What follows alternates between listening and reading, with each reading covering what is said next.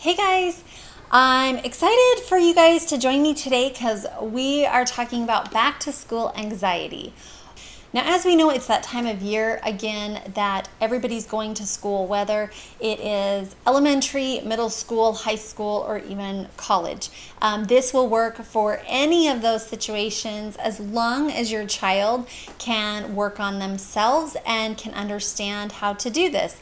I've used this for kids as young as 6, so it can work on even the littlest of kids. So if you have a kindergartner or you have a young elementary student who is having a really hard time with the idea of going back to school, absolutely share this with them and see if it will help them. So to get started is what we're going to do is we're going to be very specific.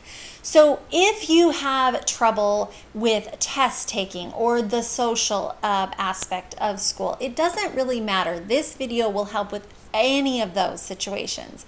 And even more, you just need to be very specific about what it is that is stressing you out in school. So let's go with test taking because that's a really easy one to talk about, and I think a lot of people get stressed with taking tests.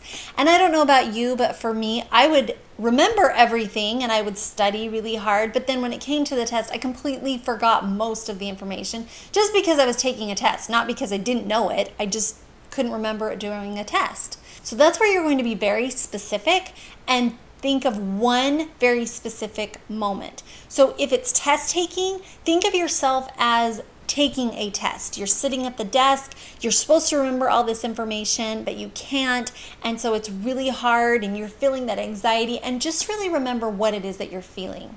If the social aspect is really stressing you out, then think about a social situation like maybe the lunchtime, or maybe that first day when you have to walk in and maybe you're in a new school and you don't know anybody and it's just really causes you anxiety and that stress, and maybe it's in your gut, maybe it's in your chest and heart area. Just think of that specific situation. Taking the test as an example, we're going to start, we've already been very specific with it. The next thing that we're going to do is we're going to take and just allow ourselves to really be involved in that test taking. So I really want you to feel that negative and just feel what it feels like to be very, very stressed in that situation. The next thing that you're going to do is you're going to put something physical with it. So if you can throw it into a ball, or if you can like put it on a rocket. I really like the idea of putting it down the drain, like it's kind of sitting around me and you can watch it in a pool and just watch it go down the drain. And that is really visual to me because you can literally feel like it's just sinking lower and lower and lower. So now that we've gotten specific, we've come up with the way that we feel it can remove. The next thing that we're going to do is, as we're watching it go down the drain, we're going to thank it. And we're also going to forgive it. So we can thank it for saying, thank you for helping me. I know you've been trying to protect me, but I don't need this anymore. It's okay. I can let this go. The same thing with forgiving it. Maybe you had a really horrible teacher that stressed you out while you were taking a test. Maybe just the fear of failing, and you need to forgive yourself and say, it's okay if I fail. It's all right. So thanking it and forgiving it is going to help it release it much faster. The next thing that we're going to do is we're going to put a positive with it.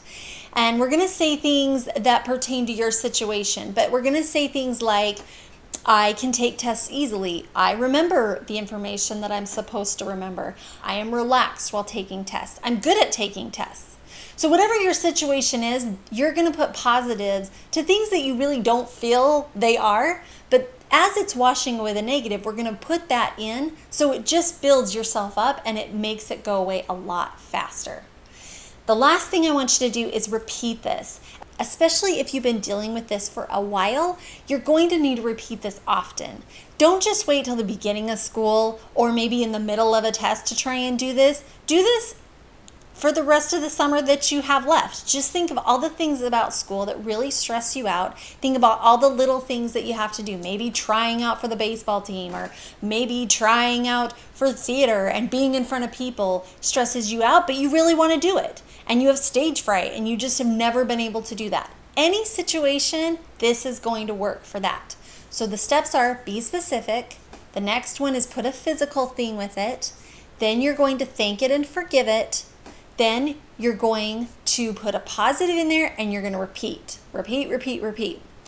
So as always, thanks for watching. I feel so blessed to be able to share this information with you guys. And if this was helpful, share it with somebody who you think it would benefit, and subscribe so you can get more videos. Thanks so much, and we'll see you later. Bye.